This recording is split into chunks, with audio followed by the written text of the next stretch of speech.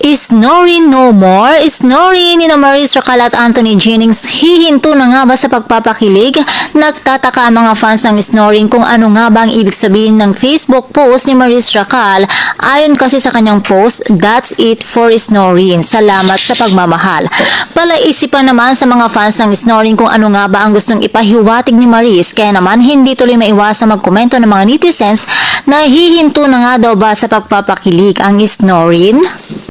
Dahil ba sa tuluyan na nilang nasapawan ang Don Bell? Nalungkot naman ang mga fans dito at nangihinaya ang wag naman daw sanang mawala ang scene nila dahil madami ang kinikilig at natutuwa dito, o baka naman daw ang tinutukoy lamang ni Maris ay ang eksena na kung saan ay nalaman nitong hindi pala siya buntis kay Snoop at malilipat na rin si Ari ng training ground dahil yun ang gusto ni Achikati. Samantala tungkol naman sa sapawan ay ibang-iba pa rin ang magic ng Don Bell sa pagpapakilig.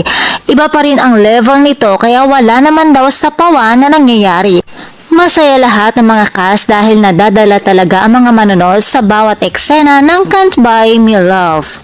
Kaya naman hindi makakailang madaming sumusubaybay dito at nangunguna ito sa ratings.